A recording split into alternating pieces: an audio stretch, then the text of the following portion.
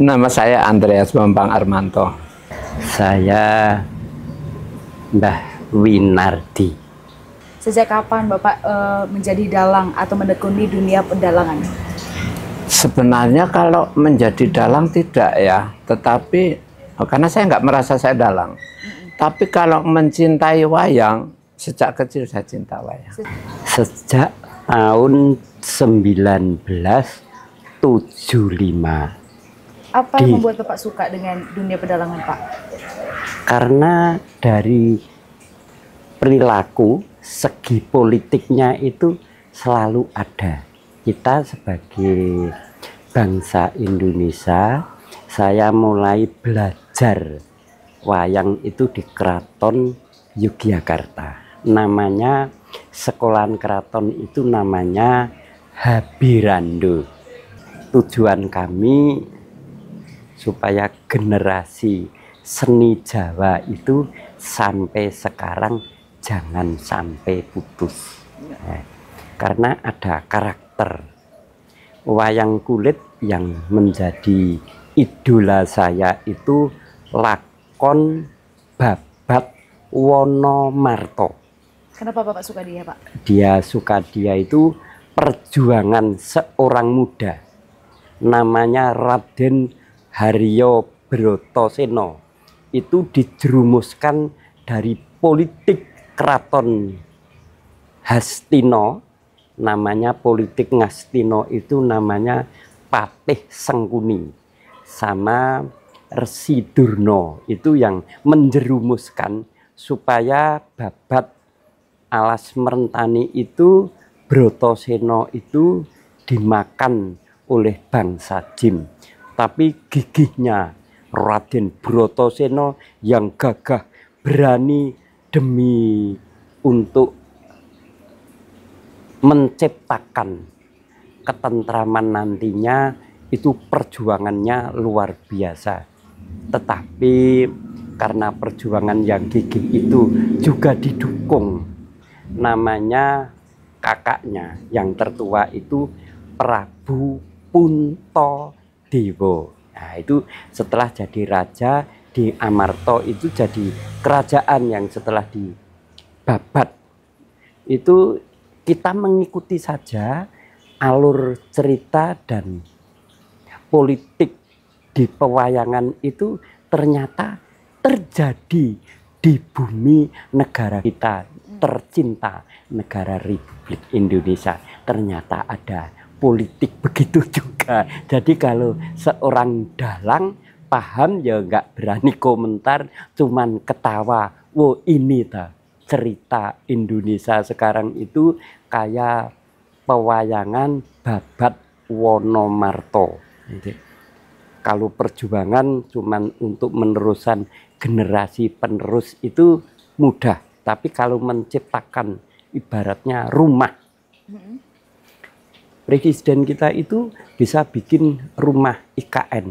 Itu ibaratnya kayak negara Ngamarto.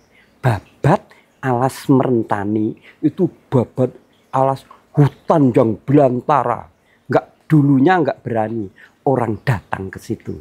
Tetapi karena kegigihan Brotoseno dan Pendowo itu jadilah negara yang megah. Mudah-mudahan terciptalah negara yang adil, makmur, sentosa, kaya negara Amarto yang setelah dibangun ini. Jadi kalau seorang dalang itu wawasan lahir dan batin bisa mengetahui karakter satu-satunya wayang atau satu-satunya karakternya itu inilah Senopati. Inilah pemberantas kejahatan itu di Purwo. Tapi insya Allah apa yang diceritakan saudara kami itu bagaimanapun yang nanti yang menang itu adalah kebenaran. Nah, menurut Bapak wayang itu secara pribadi maknanya apa untuk Bapak? Begini, wayang itu hanya sebuah cerita. Tetapi dalam cerita itu bukan hanya sebagai tontonan, hiburan yang kita lihat. Tapi ada satu tuntunan yang seperti filosofinya itu mengajari kita secara etika, secara tabur tuai. Karena di wayang itu banyak sekali tokoh-tokoh yang arogan, tokoh yang sopan, tokoh yang penolong, berani berkorban, tokoh yang rakus, tokoh yang macam-macam, ada karakter macam-macam ya. Nah, di dalam cerita itu kita gabung, endingnya selalu orang-orang baik yang menang. Selalu orang-orang yang punya etika yang bagus dan sifat-sifat watak jahat itu selalu dikalahkan. Meskipun mereka licik, mereka punya tipu daya, tetapi tetap saja dikalahkan oleh kebaikan. Saya pribadi itu adalah guru. Wayang itu guru saya. Karena di situ ada pahlawan, ada pedagang, ada politik, ada tabib. Nah, kebetulan saya pelajari semua. Oh, aku bisa ngurut patah tulang karena dari tabib pewayangan Keraton Yogyakarta. Kira-kira siapa yang menjadi guru Bapak yang paling berpengaruh sebagai budayawan atau yang mencintai budaya Jawa? Begini, saya itu tidak sekolah secara khusus ya. Cuma memang saya punya fans seorang dalang almarhum Hadi Sugito. Jadi gaya beliau itu saya hafal sekali, sekalipun kadang-kala kalau dulu punya kesempatan nonton secara langsung. Tetapi setelah beliau meninggal, saya banyak koleksi CD-CD beliau, nonton di YouTube. Ya saya lebih banyak belajar dari situ. Jadi kalau secara khusus yang ngajarin saya enggak ada. Oh, berarti dibilang otodidak ya Pak ya?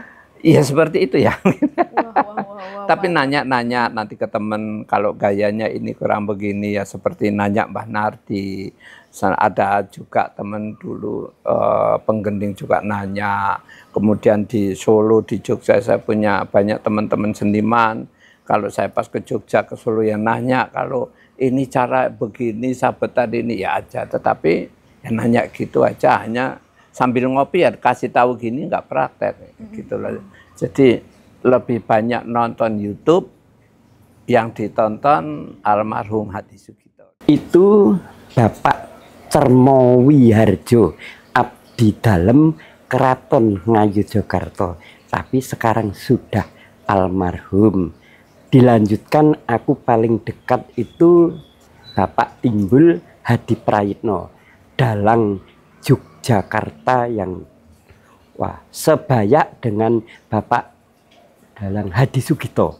Itu setara antara dalang Cermowiharjo sama Timbul Hadi Prayitno. Itu dalang yang paling aku patuhi dalam suluknya, onto pecononya, cerita-ceritanya yang ngeri itu di tangan Timbul Hadi Prayitno.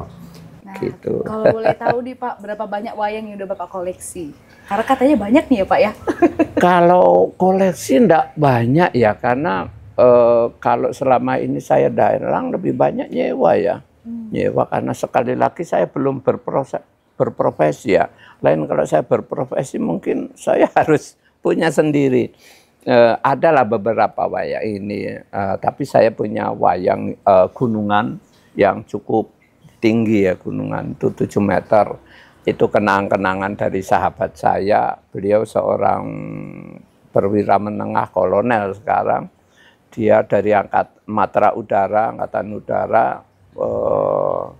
Beliau memberi hadiah ke saya wayang setinggi 7 meter. Dan kami punya kerinduan untuk mendalang bersama supaya ini masuk muri. Masih dalam rencana. Oke. Nah Pak, kalau boleh tahu berapa banyak koleksi wayang Bapak saat ini? Kalau koleksi itu nggak banyak, cuman 1 kotak wayang kulit. Itu untuk bekerja gitu saja. Kalau ada masih kekurangan ya kita nyewa. Apa yang dibutuhkan si penanggap tadi kita harus paham. Misalnya nggak ada namanya Pukulun Betara Brama. Sedangkan tanggapan itu saya harus pakai Pukulun Betara Brama. Ada Betara Kala. Kalau kami nggak punya ya pinjem sewa wayang kulit.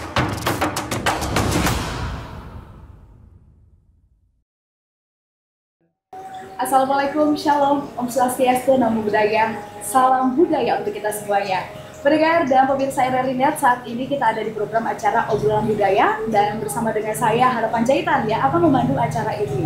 Dan tentunya seperti obrolan budaya hari ini kita akan kedatangan budayawan dan juga merupakan praktisi juga ya yang membawa budaya Jawa ke tanah Melayu. Seperti topik hari ini adalah eksistensi budaya wayang di tanah Bunda Melayu. Dan pendengar bahkan pemirsa RRI Net, langsung saja kita akan perkenalkan dua narasumber kita. Yang pertama saya ucapkan selamat datang untuk Bapak Andreas. Kabar sehat hari ini Pak? Kabar sehat. Wah, ini bajunya ada arti dan maknanya seperti ini ya Pak? Sebenarnya pakaian itu kan ciri ya. Kita dari pakaian kita bisa nebak ini orang mana. Wah, ini orang Jawa, ini orang Batak, ini orang Melayu dan seterusnya dari pakaian aja. Nah, kalau boleh diceritakan dulu deh Pak, dari atas sampai bawah ini sebenarnya apa aja sih yang Bapak pakai nama-namanya? Nah, ya, begini. Supaya lebih dikenal sama pemirsa RRI. Silakan Pak Andreas. Baik pemirsa, begini. Di budaya Jawa itu pakaian itu ada ciri khas sendiri ya. Seperti yang kami pakai ini apa namanya belangkon. Tapi belangkon ini belakang ada mondolnya. Ini gaya Jogja atau Mataram. Oh baik, karena setiap Jawa beda ya Pak ya. Iya, kalau misalnya di Solo mereka beda lagi, mereka tipis dan seterusnya. Di Madura aja juga tipis atau Jawa Timuran lain-lain ya. Tapi ini kami dari Jogja, seperti kainnya ada logo Hobo. Hobo itu artinya Hamengkubuwono, gitu Hobo pahlawan gitu. Ya Pak ya? Hamengkubuwono itu Sultan Jogja. Oh Sultan Jogja. Iya, jadi atau Keraton Jogja itu jadi ada dua lambangnya seperti itu. Juga kalau kain ini hanya corak biasa sesuai selera lah kalau surjannya. Jadi ini Indonesia banget, identik Indonesia sekali ya Pak ya? Indonesia sekali. Dan juga di sebelahnya Pak Andreas, kita perkenalkan langsung untuk pemirsa RRI Net, ada Pak Winardi. Selamat datang di Pro 1 RRI Batam Pak. Selamat datang Mbak. Kabar sehat hari ini Pak? Alhamdulillah. Sehat. Ya. Dari nampak wajahnya juga sangat bersemangat untuk memberikan informasi-informasi banyak ini untuk Alhamdulillah, semangat. Semangat Pak Lima ya Pak. Nah, semangat. Diceritakan dulu nih Pak, juga dari atas sampai bawah ini kalau Hana lihat tampaknya budaya tradisi Jawa. Tapi Jawa mana ini kira-kira, sama tidak? Sama, saya daerah istimewa Yogyakarta yang ada pepatah kata ajining diri seko obaing lati, ajining sariro seko ageming busana. Kita memakai bahasa Jawa, kamu bisa dihormati karena memakai bajumu yang pas dan pantas untuk pertemuan, biarpun apa adanya. Pada sore hari ini saya pakai belangkon, surjan, jare. Ini menandakan saya keseriusannya untuk budidaya mengembangkan budaya Jawa. Itu ageming busana. Kalau tadi ajining diri seko obaing lati itu dari ucapan. Kalau kamu ingin dihargai seseorang, hargailah orang itu. Ucapan yang benar dan tata krama yang sopan. Kalau itu yang kita jalankan di mana saja. Ing ngarsa sung tulodo, ing madya mbangun karsa tut wuri handayani. dalam sekali artinya ya. Hari ini kita belajar banyak ini sejarah bahkan juga mengenai tradisi budaya Jawa. Jadi kalau dilihat dari atas sampai bawah ini memang sudah mencerminkan ya tradisi budaya Jawa. Dan ternyata pemirsa dan juga pendengar, ternyata kedua narasumber kita ini bukan hanya praktisi saja, sudah dibilang budayawan yang membawa citra Jawa ke Batam. Artinya dibilang Bunda Tanah Melayu. Nah, kita cerita-cerita sedikit dulu nih Pak. Ke Batam tahun berapa sih Pak kalau boleh tahu? Wah, saya cukup lama ya. Saya ke Batam itu tahun 2004. 2004. Saya udah lahir maksudnya. Sama aja tuh ya Pak ya. 2004 ya. Wah, lama sekali. Nah, kalau Bapak kurang lebih saya tahun 2000. 2004 Iya, bedanya ya. Dulu Batam masih hutan. Apalagi Tanjung Piayu. Tanjung Piayu ya Pak ya. Masih banyak ruli yang ada. Tapi insya Allah sekarang sudah ditata, sudah lebih maju. Kampung kami dulunya yang ruli sekarang sudah legalitasnya ada, sudah ada sertifikat. Saya berterima kasih pemerintah Batam. Ada perubahan, ada banyak perubahannya Batam itu. Nah, kedua budayawan kita ini kan dari tahun yang berbeda nih ya Pak ya. Saya ke Pak Andreas dulu deh. Gimana sih Pak perkembangan budaya saat ini untuk di Kota Batam secara menyeluruh, apalagi Kota Batam ini kan multikultural, semuanya ada. Nah, kalau Bapak lihat seperti apa? Iya, Batam ini tanah Melayu ya. Di tanah Melayu ini tidak dipungkiri teman-teman kami dan termasuk saya sendiri orang Jawa yang merantau ke tanah Melayu. Ya bahkan anak saya lahir di sini, jadi sudah mendarah daging di tanah sini, sudah merasa kerasan sekali. Tetapi namanya seseorang itu asal dari mana, asal usul itu pasti melekat dalam diri, ya. Nah karena melekat, saya sebagai orang Jawa yang tentu cinta dengan budaya Jawa, kami punya beberapa kelompok ya di Jawa ini ada beberapa perkumpulan orang Jawa. Dari kota satu, kota lain, banyak sekali dan perkembangan budaya di Batam ini cukup bagus sekali. Bagus sekali ya, contohnya Pak, ya? Kalau kita ada acara perkumpulan orang Jawa, mereka berkumpul, banyak sekali kesenian-kesenian yang justru frekuensinya itu lebih banyak daripada di Jawa sendiri. Mungkin karena itu juga bisa menarik wisatawan ya Pak ya, datang ke Batam ya. Betul, dan sebenarnya kalau itu dikembangkan, itu bisa menjadi aset juga sekalipun ini budaya Jawa. Kami pernah dengan teman-teman Jogja pada saat itu bikin ketoprak. Ketoprak itu semacam sandiwara, pakaian Jawa dengan narasi bahasa Jawa, tapi kami pentaskan di mall waktu itu. Dan orang-orang Singapura datang antusias luar biasa. Luar biasa mereka datang dan setahu saya hanya satu-satunya kami yang kesenian tradisional dipentaskan di mall. Jadi yang nonton itu iya sambil duduk di kafe, sambil belanja. Nah, itu unik sekali. Nah, itu selain itu juga ada kesenian-kesenian yang lain, kesenian Jawa, kuda lumping, kemudian ada wayang. Itu hampir setiap, kalau saya bilang hampir setiap bulan selalu ada. Selalu ada ya? Selalu sampai ada. Dengan sekarang ini enggak? Sampai saat ini. Sampai. Saya ingin tahu lebih banyak deh Pak. Awalnya di tahun 2004, ya kan, Batam mungkin masih kurang begitu budayanya. Sekarang kan sudah mulai menonjol, apalagi Bapak membawa budaya Jawa. Itu perkembangannya, bahkan awal mulanya itu Bapak tertarik untuk membuka wawasan kepada semuanya itu budaya Jawa seperti apa tantangannya Pak? Ceritanya seperti itu. Begini, karena namanya orang di perantauan itu selalu ingin cari teman. Dan biasanya teman satu daerah ini lebih cepat akrab gitu ya, karena saya orang Jogja ketemu orang Jogja rasanya kayak di kampung gitu. Ada kerinduan ya Pak? Ada kerinduan ya? seperti itu. Sekalipun mungkin saya sering pulang ke Jogja ya, tetapi ketemu kawan-kawan di sini itu beda, auranya beda, rasanya beda. Sehingga timbul keinginan kami bagaimana kalau kita buat kesenian ini, itu.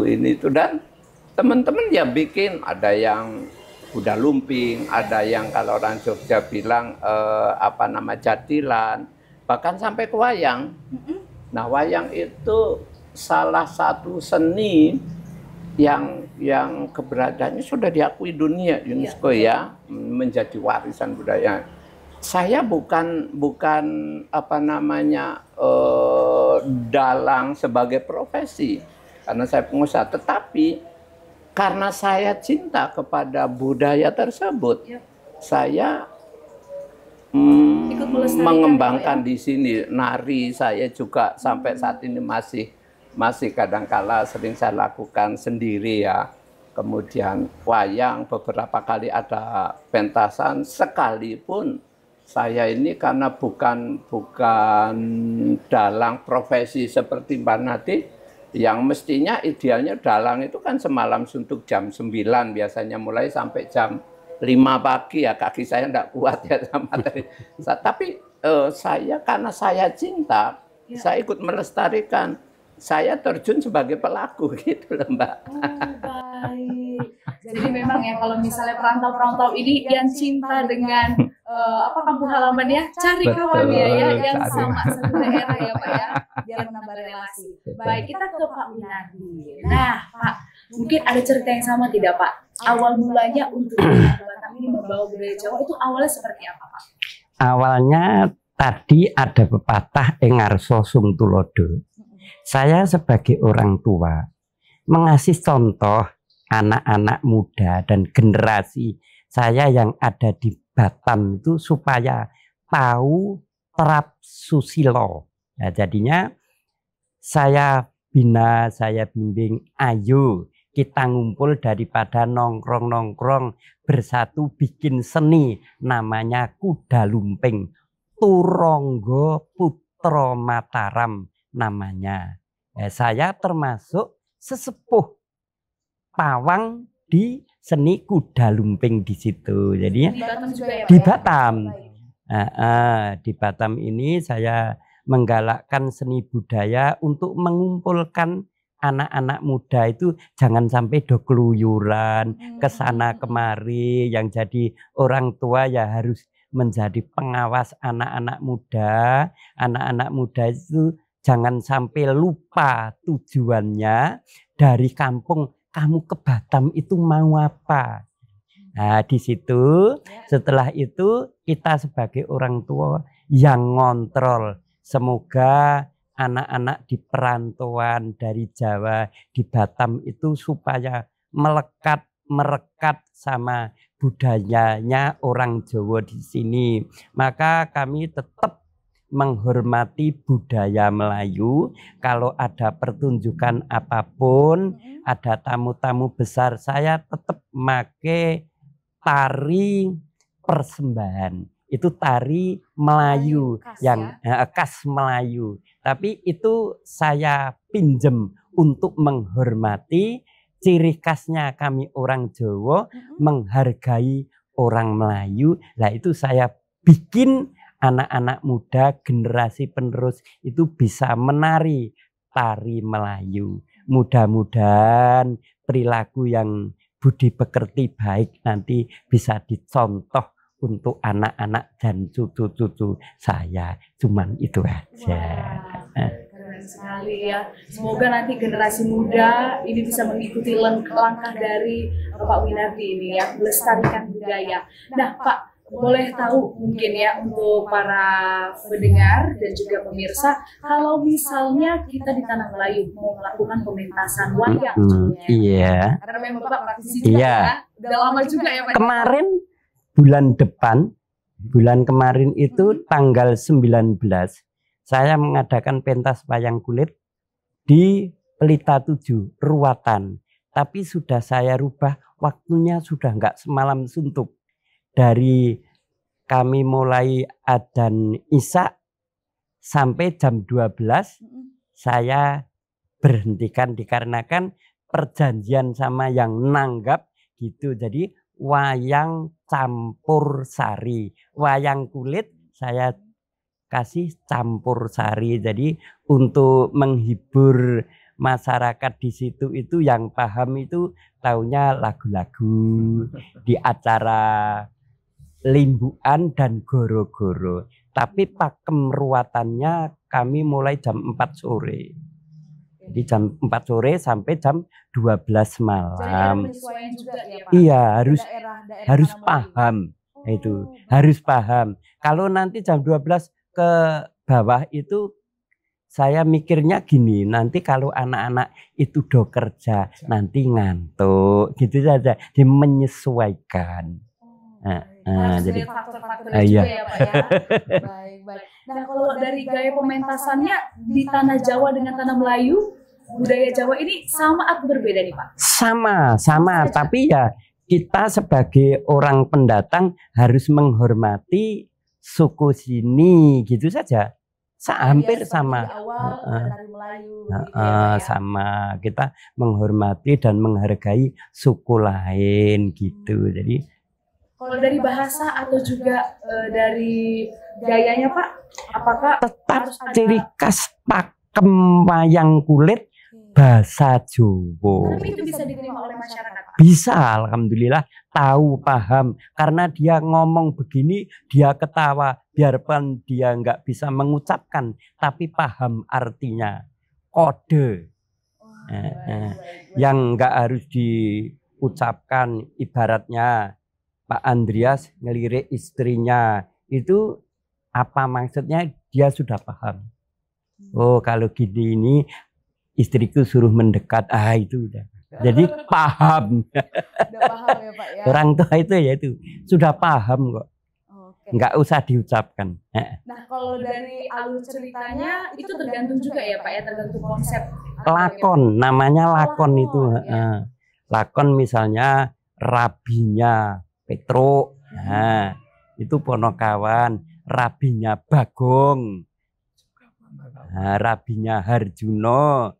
Itu kalau ruwatan itu menghilangkan Sukerto. Suker itu kotor, tapi bukan kotoran yang ada di lantai, tapi itu kotoran di badan jiwa manusia supaya dibersihkan. Kalau adatnya wayang Purwo itu membersihkan diri.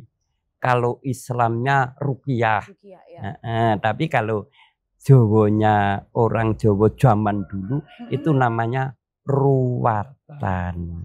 Wah, ini kita mengetahui lagi tuh hanya kita coba bisa riset ya. Nah, saya kembali lagi ke Pak Andreas. Pak, Bapak ini kan juga dibilang hobi dan juga ingin mencintai dan melestarikan budaya Jawa ya Pak ya. Nah, Pak, kalau dilihat sekarang anak-anak muda, apalagi kita nih perbatasan Singapura dan Malaysia, karena kita memang ikoniknya Indonesia dibilang ya Pak ya, Batam ini. Lalu seperti apa Pak? Ada tidak tantangan tersendiri untuk budayawan begitu untuk memamerkan atau melestarikan budaya kita? Bagi saya dimanapun tantangan itu selalu ada ya. Cuma karena saya melestarikan kan beda. Kalau seorang yang punya duit, cara melestarikan tinggal dia bayar yang saya tanggap. Pak Nardi atau kita panggil dalang-dalang dari Jawa selesai. Tapi saya tidak ingin seperti itu. Saya ini sekalipun bukan profesi dalang, tetapi saya ingin melestarikan itu terjun langsung. Kayak apa susahnya dalang? Itu ya. Merasakan juga ya, Pak, ya? Saya bisa belajar nari, alat musik modern, saya bisa. Tapi dengan dalang itu beda. Karena dalang ini kan kita harus hafal gending ya, karena gending itu musik yang mengiringi gamelan-gamelan itu. Bagaimana mulai, karena kaki kita jepit cempolo gitu ya dari besi, tangan dari itu, komando mereka itu di tangan kita. Nah, itulah. Jadi kita harus menguasai ketok, keter, dan seterusnya itu untuk mempercepat, untuk memperlambat musik, bahkan untuk menghentikan itu dengan ketukan itu. Berarti dalang ini mengambil peran banyak ya Pak, harus ya? menguasai. Kemudian ada sulo atau gaya ngomong, ya kan, karena tokoh wayang ini kan ada 120-an ya, itu suaranya berbeda-beda. Berbeda-beda dan di situ tantangannya. Dan itu semua tantangan harus bisa internal, ya, Pak, ya? harus wajib. Oke. Siapapun dalang ketika dia ngomong, kita udah oh itu Petruk yang ngomong. Padahal dalang yang berbeda ini, tapi kita Petruk ngomong ini orang udah tahu. Iya. Oh ini Bagong, karena Bagong, Petruk, Durno, itu kan suaranya unik ya, spesifik sekali. Orang udah tahu. Itu tantangan ke dalam, itu tantangan skill ya. Itu sebabnya untuk menjadi seorang dalang itu tidak gampang, sangat tidak gampang. Kemudian tantangan keluar itu ya terkait biaya ya. Tentu biaya ini sebanding dengan kepuasan kita ya. Saya pernah dalang ini bukan saya dapat bayaran, malah saya keluar duit, tapi kebanggaan saya sebagai orang Indonesia yang punya budaya yang luhur itu luar biasa gitu. Enggak memang uang itu berarti, tapi kebanggaan itu melebihi gitu loh. Karena ya memang perlu orang-orang yang cinta seperti itu supaya budaya kita itu tetap lestari gitu loh. Dan ternyata perkembangan akhir ini budaya Jawa makin bahasa Jawa itu mengeremboko gitu ya. Semakin berkembang luar biasa. Bisa dilihat dari lagu-lagu Bisa, Jawa yang makin dicintai iya, juga ya, Pak ya. iya. Tapi kalau di Batam gimana, Pak? Di Batam sama. aja. Di Batam ini kita bisa lihat bahkan di kampung saya, di kampung orang tua saya itu di Darawan. Itu kalau wayangan itu ramenya itu awal sama nanti ada limbuan. Limbuan itu seperti komedi gitu ya. Oke. Lawakan Ya, gitulah. ya, ya. Itu rame, limbukan selesai sepi lagi. Hmm. Kemudian nanti sekitar jam 1 itu goro-goro gitu ya. Goro-goro sama lawakan juga tapi tokohnya berbeda. Iya, iya, iya. Ya, rame lagi karena biasa kalau itu kan sekarang dikombin dengan campur sari, bahkan band gitu ya. Itu rame, tapi begitu tuh selesai sepi lagi. Tapi tidak di Batam. Di Batam ini dari awal sampai akhir penonton bisa konstan. Karena saking penasaran ya, Saking Pak ya. penasaran. Bahkan saya pernah berlima dalang sama Mbah Nardi di satu acara teman-teman di Jogja di Piayu ya. Di Ya, Piayu. lapangan Usman Lapangan Harun. yang nonton 8.000 loh. Penuh. Wow, itu ramai sekali. Iya. Pernah saya dipanggil tokoh seniman di Jogja, dia pernah, "Kowe dalang nang Batam apa ana sing nonton?" Ya artinya kamu dalang di sana apa yang lihat? Saya balik tanya, dalang terbaik di sini siapa? Sebutkan beberapa dalang. Saya tanya, berapa yang nonton? Bisa sampai 1.000. Maaf, kami 8.000. Saya tunjukin videonya kaget gitu. Wow. Karena rindunya teman-teman orang Jawa akan kesenian Jawa. Jadi di sini itu medianya cukup banyak, kerinduannya cukup banyak. Dan sering kok pentas-pentas terjadi di Kepri Mall, di Enggo Putri. Kemarin cerita Mbak Nardi di dekat Satnusa sana. Ya. Sering sekali dan bertumbuh luar Berarti biasa. penontonnya itu banyaknya dari lintas generasi Banyak ya, Pak ya. pasti. Iya. Ya. Nah, kalau yang melakoninya sekarang dalang-dalang cilik ada tidak, Pak, untuk di Kota Batam? Kita punya beberapa dalang kecil, tetapi sekarang karena potensinya bagus sekali dan orang tuanya support, dalang kecil ini sekarang sekolah atau sekolah dalang di Jogja. Wah, Saya lebih berharap khususan nanti ya, kalau Pak ya? iya kalau saya kan otodidak lihat dari YouTube niru gitu ya tentu ilmunya apa cetek sekali lah gitu modal nekat. Beruntung saya pakai belangkon enggak pakai helm ya takut dilempar orang kan. Tapi faktanya ya mereka rindu gitu loh. Jadi kalau saya saking cintanya aja. Tapi anak-anak ini mereka orang tuanya rela menyekolahkan anak di Jogja kan ada SMKI, ada ISI di ini itu.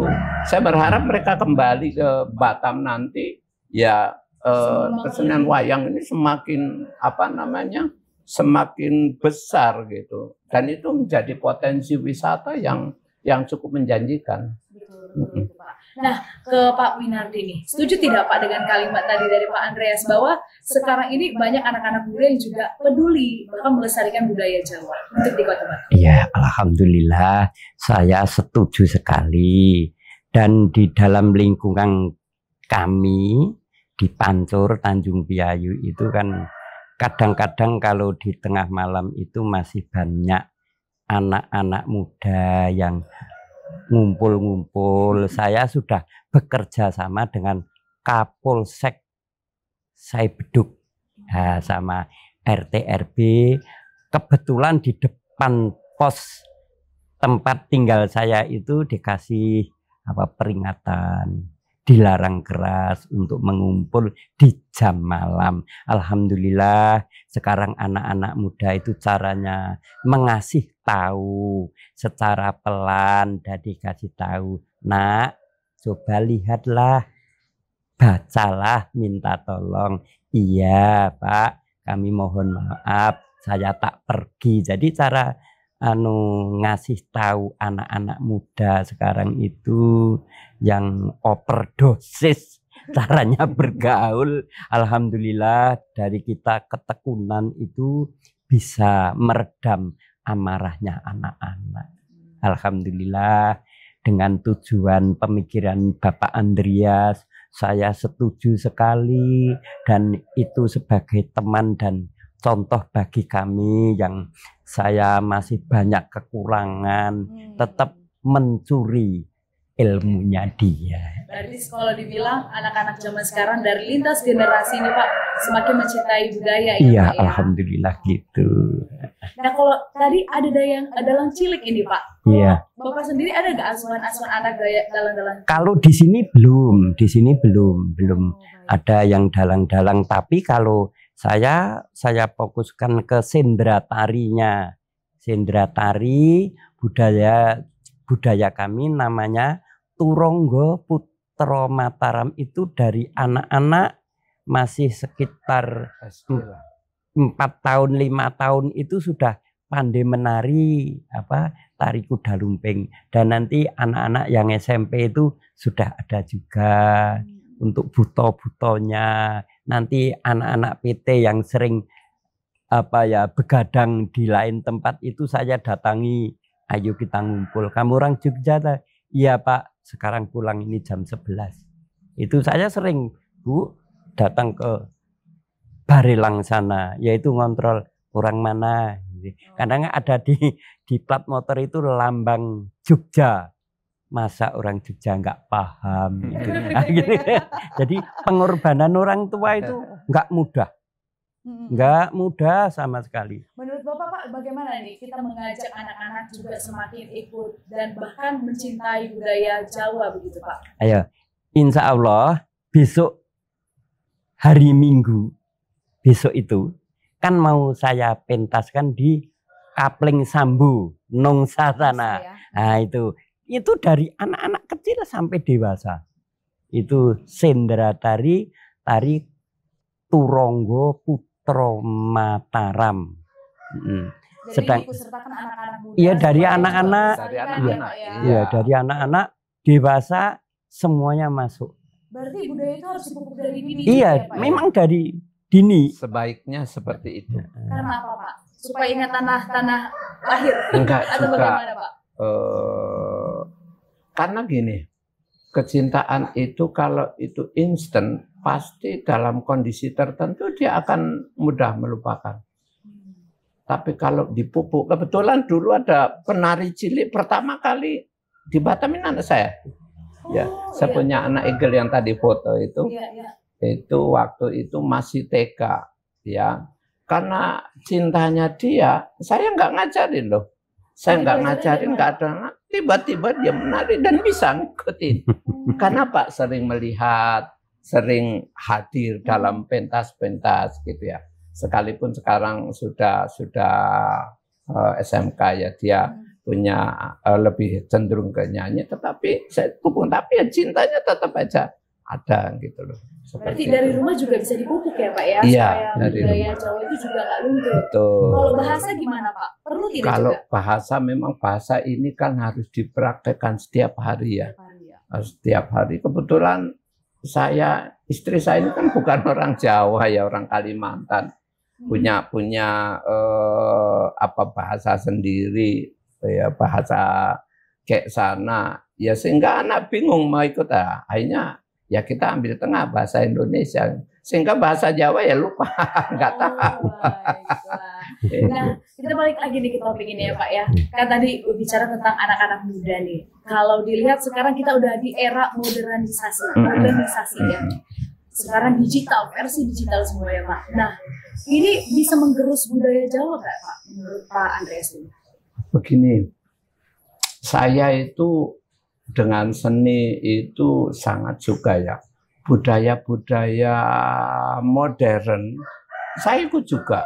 Ya, alat musik seperti Anda lihat di rumah saya semua alat musik. Bahkan saya DJ loh. Wow. Nggak akan percaya kan? Dalang saya DJ. Bahkan saya punya member resmi DJ-nya. Jadi DJ. Tapi saya nge-DJ-nya di rumah. Saya nggak pernah karena sebagai hobi. Nah, kita bisa mempelajari budaya-budaya Barat, budaya-budaya asing lah kita sebut ya. Tetapi sebaiknya jangan lupa budaya kita, karena saya bisa nge-DJ, saya bisa ini, tetapi uniknya, nikmatnya, kemudian elegannya, cantiknya beda dengan budaya kita. Jadi saya nggak mau dibilang ya kamu cinta budaya Jawa karena kamu nggak bisa budaya asing. Enggak, saya alat musik lengkap, saya ini DJ alatnya ada, skillnya ada, membernya ada, kurang apa. Hanya saya nggak nge-DJ di tempat, di klub, gitu kan bedanya. Itu bisa kita ini, tetapi budaya kita jangan kita hilangkan. Kita tidak bisa menahan arusnya deras informasi budaya, apalagi di era digital. Tapi di era digital ini bisa kita manfaatkan. Manfaatkan seperti apa nih Pak? Contohnya, Februari kemarin kami Natalan, saya Nasrani. Natalan, teman-teman bilang, Pak Andreas dalang ya, tapi nggak pakai alat musik. Wah, ini kan bingung kan? Padahal dalang itu idealnya pakai alat musik itu, tapi nggak pakai, durasinya terbatas. Saya bisa memanfaatkan alat digital, alat modern, ya seperti karaoke. Memang kita terbungkus dalam waktu, dalam tempo ya, karena kalau live kan kita tempo kita yang mainkan, tapi ini kita dibungkus. Tapi bisa saya buktikan dan hasilnya bagus. Jadi wayang tapi diiringi dengan alat digital. Bisa. Bisa ya Pak. Berarti dikombinasi juga bisa ya Pak? Dikombinasi bisa. Hanya mungkin ini suatu saat saya akan dalang. Tapi saat musik saya akan nge-DJ juga. Cuma konsepnya belum ketemu. Karena saya mungkin kalau Tuhan izinkan saya punya wayang di tingginya 7 meter. Mungkin tertinggi di dunia. 7 meter ya? Kalau kita lihat ini sampai langsung noleh. Betul, bentuknya gunungan. Kalau gunungan ini kan paling berapalah 1 meter ya. Ini 7 meter tinggi, besar sekali. Nah, saya punya kerindungan karena itu saya dikasih teman saya dari Angkatan Udara, beliau Kolonel Urip. Salam Pak Urip, mudah-mudahan ini beliau nonton ini. Terima kasih gunungannya.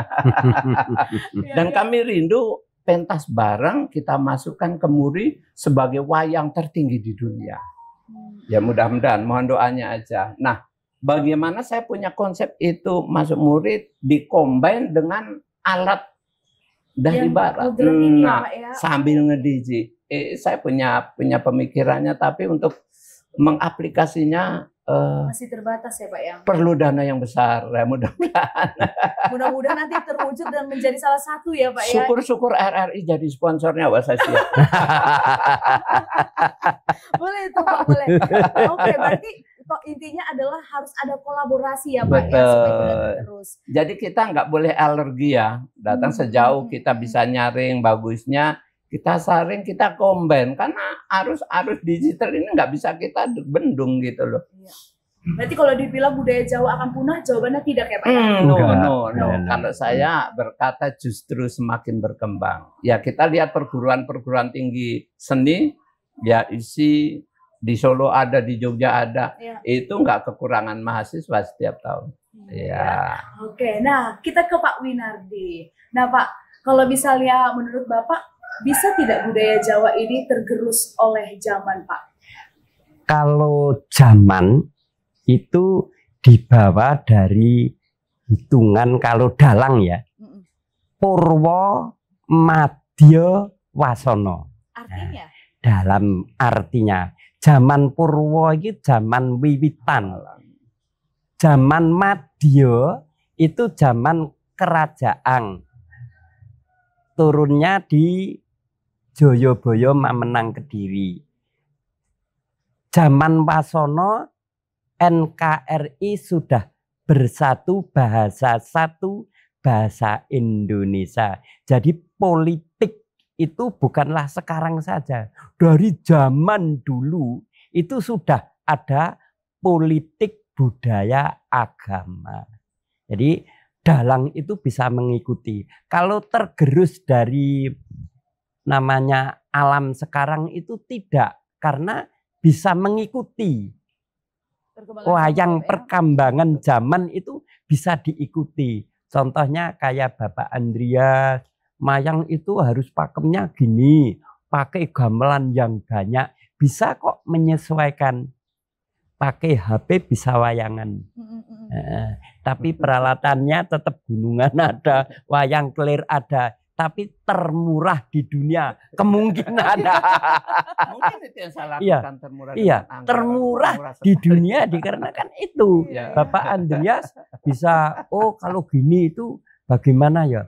Gending lasem, lasem itu harusnya memerlukan wiyogo dan sinden, karawitan itu cukup anaknya suruh nyetel lasem patet 6 ting sudah bunyi. Iya. Itu musiknya sudah bunyi. Pak Andreas sudah bisa nyondro.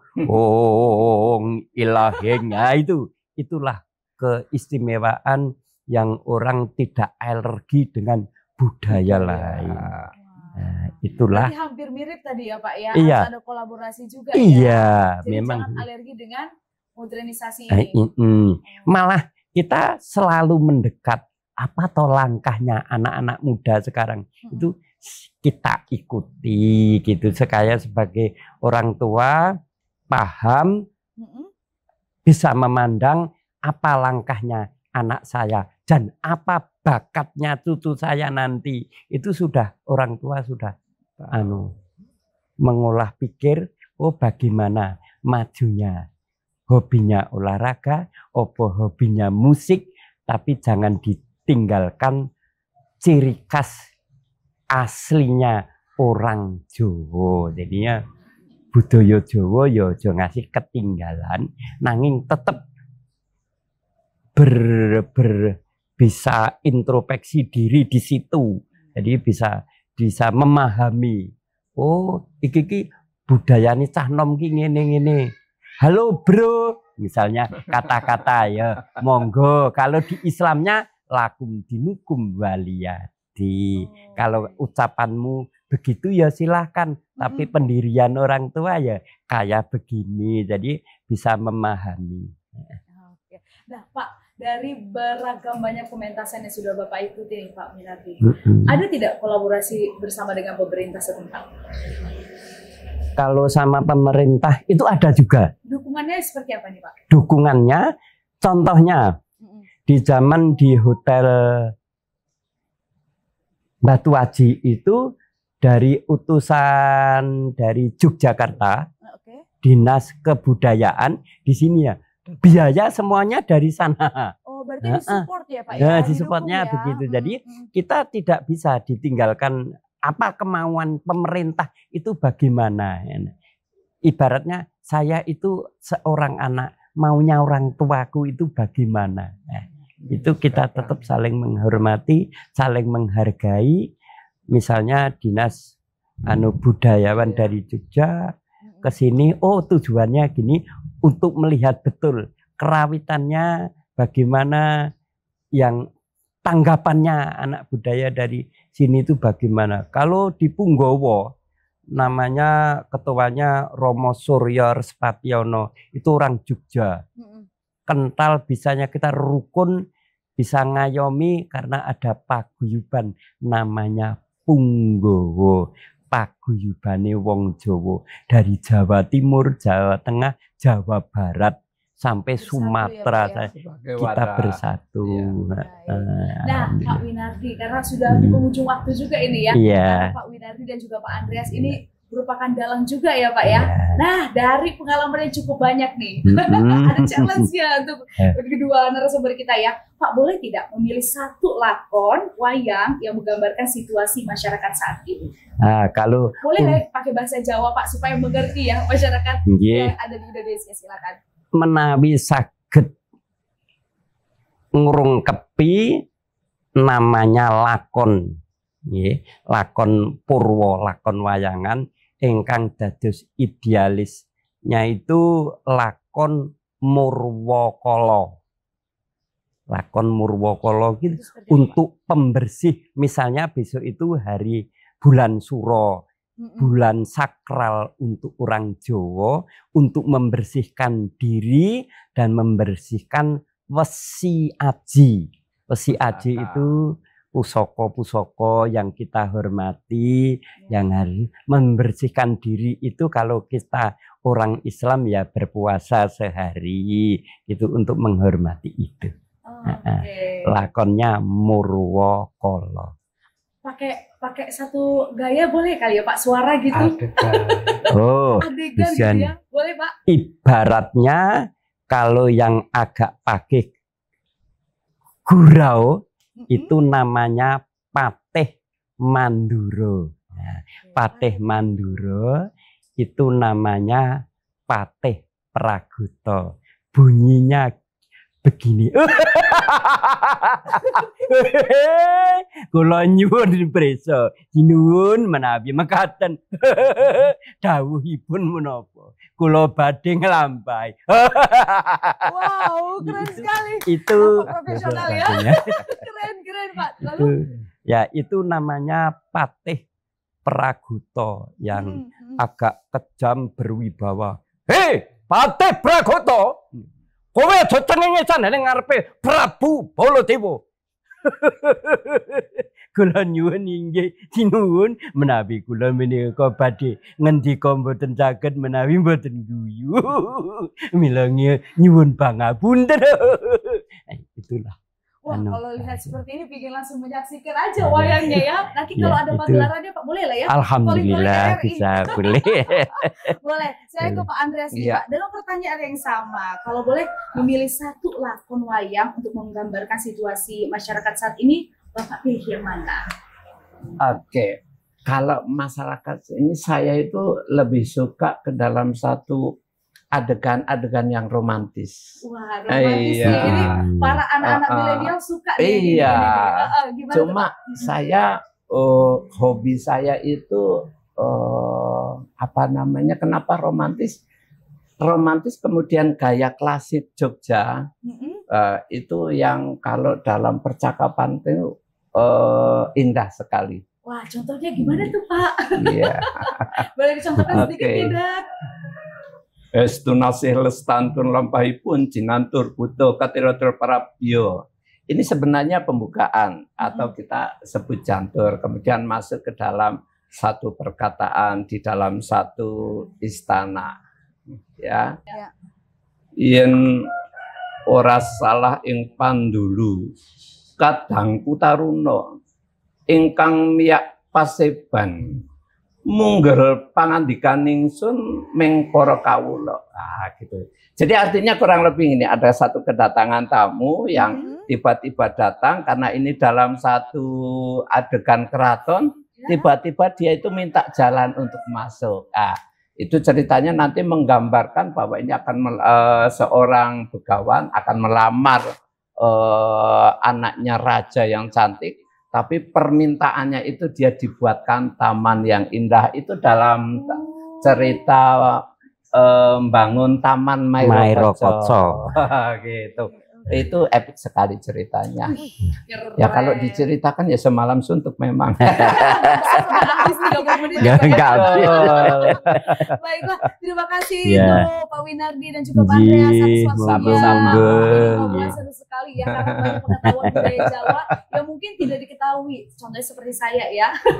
Tapi ternyata sekarang menggali informasi dan membuat kita juga semakin cinta akan Indonesia yang punya banyak sekali budaya, suku, dan juga harus kita lestarikan bersama. Sampai ketemu di obrolan budaya selanjutnya di edisi lainnya. Saya Hera Panjaitan pamit undur diri. Terima kasih. Sampai jumpa.